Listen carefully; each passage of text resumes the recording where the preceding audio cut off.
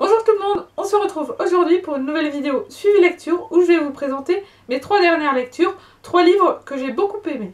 Premièrement, dans le cadre du challenge What Just Ellory organisé par Léa Touchbook, j'ai lu Mauvaise étoile de R.G. Ellory.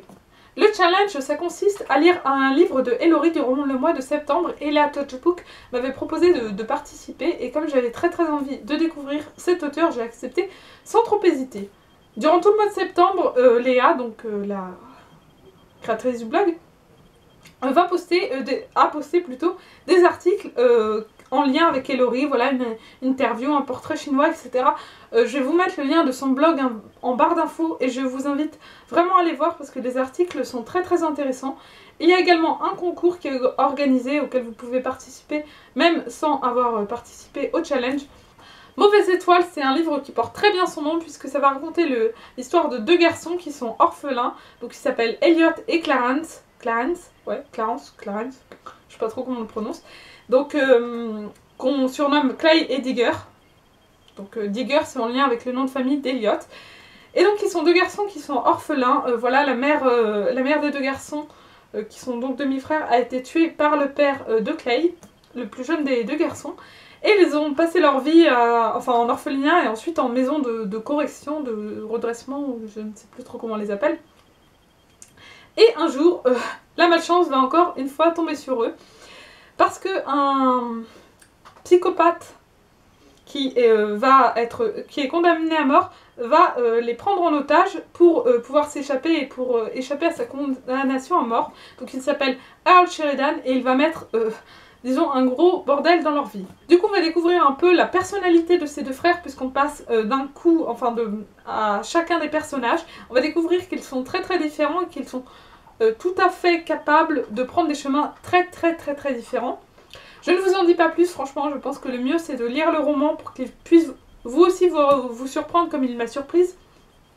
Et c'est vrai que je m'attendais vraiment pas à ça. Donc c'est toute une course-poursuite avec... ces 2 garçons et cet homme qui sont poursuivis par la police, donc les 2 otages et le fou furieux. Et on va les suivre, on va également découvrir beaucoup d'autres personnages secondaires. Et ce que j'ai vraiment beaucoup aimé, c'est que même si ce sont des personnages très secondaires, qu'on voit vraiment très brièvement, puisque il va avoir pas mal de meurtres et tout. Donc du coup, beaucoup de gens vont mourir, on va les découvrir très brièvement.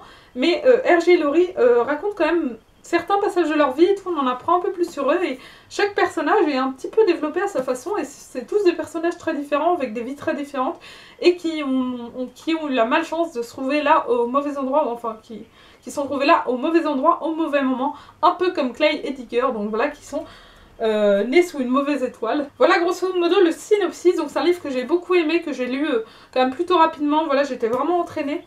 Au début j'ai mis un tout petit peu de temps à rentrer dans l'histoire et puis dès qu'il y a la course-poursuite et qu'on commence à comprendre et à connaître un peu mieux les personnages et leurs différences, et bien là c'est vrai que j'étais vraiment entraînée dans la course complètement folle et puis j'ai adoré tout simplement. Donc voilà, du coup pour conclure, ce roman m'a beaucoup plu et surprise et donc je vous le recommande. J'aimerais découvrir d'autres livres de R.G. Ellory, peut-être ne pas attendre le prochain challenge organisé, challenge R.G. Ellory.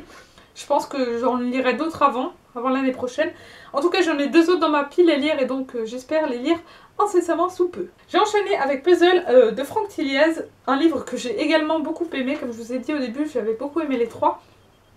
Et donc c'est mon second Franck Tilliez, j'en ai lu un il y a vraiment pas longtemps, quoi. Ça faisait partie de mes toutes dernières lectures, je crois même que je vous l'ai présenté dans le dernier suivi.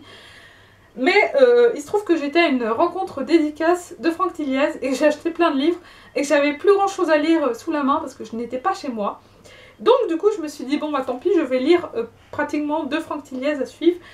Et ça ne m'a pas gâché le plaisir de la lecture et tant mieux d'ailleurs parce que c'est un auteur que j'aime beaucoup malgré le peu de livres que j'ai lus de lui. Ici ça raconte l'histoire d'Ilan et Chloé, donc... deux personnes qui sont sorties ensemble, qui sont des grands fans de chasse au trésor, donc en fait c'est quelque chose que je ne connaissais pas du tout, enfin pas les chasses au trésor mais les chasses au trésor telles qu'elles sont présentées dans le livre, je suis complètement idiote non plus, parce qu'en fait le but c'est de résoudre des énigmes pour gagner un certain paquet d'argent, et donc voilà, apparemment ça existe réellement mais c'est moins glauque que dans le livre, du moins j'espère que c'est moins glauque. Et donc en gros ils sont des fans de chasse au trésor. Et là depuis plusieurs années tout le monde se demande ce que c'est le jeu qui s'appelle Paranoia. Et donc ils vont être amenés à y jouer. Et en fait ils vont être emmenés dans un truc totalement fou où tu ne sais plus ce qui est vrai, ce qui fait partie du jeu, ce qui est la réalité. Enfin ça va être juste horrible. Voilà, ils vont être un petit peu, et ça porte très bien son nom, ils vont un peu devenir paranoïaques. Et donc on va découvrir ces deux personnages qui vont être amenés dans un ancien hôpital psychiatrique pour faire le jeu. Donc déjà, paye ton endroit glauque, hein, d'accord, ok. En plus de ça, histoire que ce soit bien glauque comme il faut, il y a un mot qui indique que l'un d'entre eux va mourir. Donc l'un d'entre eux, c'est-à-dire l'un des participants. Ils sont au total 8, donc avec Ilan et Chloé et d'autres personnages qu'on va découvrir. Donc du coup, c'est toute une piste qui va se faire dans cet hôpital psychiatrique. Et vraiment, je dois le dire, j'ai quand même plutôt flippé parce que déjà le lieu en soi, c'est pas... Voilà, en plus Franck Tilliez, pardon, je sais toujours pas comment on le dit, donc je dis Tilliez, au gré de mes envies. Donc Franck Tilliez, il avait réussi à me faire un peu flipper quand même avec Vertige. Et là encore, ça a été plutôt réussi parce que c'est vrai que j'étais assez angoissée à plusieurs moments. Et puis aussi assez surprise des choses qu'on apprend au fur et à mesure du livre. Donc voilà, pour conclure, j'ai vraiment beaucoup aimé celui-ci aussi. J'ai un petit peu moins aimé que Vertige qui m'avait vraiment portée, terrifiée et rendue complètement folle. Là aussi j'étais quand même pas très bien. Mais c'était un petit peu mieux, voilà, je connaissais un petit peu plus l'auteur, je savais un peu plus à quoi m'attendre. Donc j'ai été moins surprise et je l'ai légèrement moins apprécié, même si ça reste un très très bon livre. Et maintenant je vais vous parler d'un livre que j'ai terminé hier et dont j'avais très envie de vous parler, très envie de lire et tout, donc voilà, j'étais complètement folle.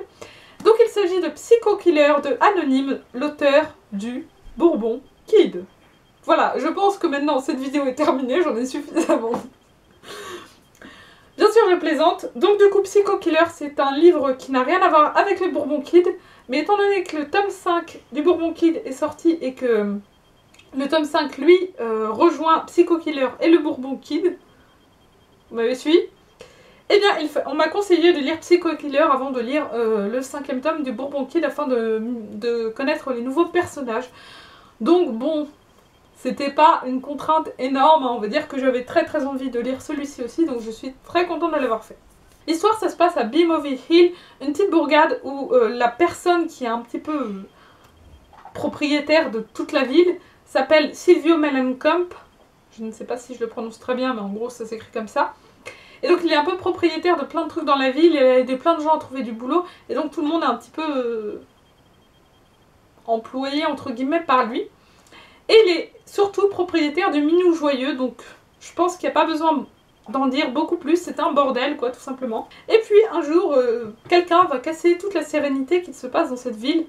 On peut appeler ça une sérénité, mais bon, on se comprend. Donc c'est un tueur en fait, un psychopathe. C'est fou hein, avec le titre on l'aurait jamais deviné.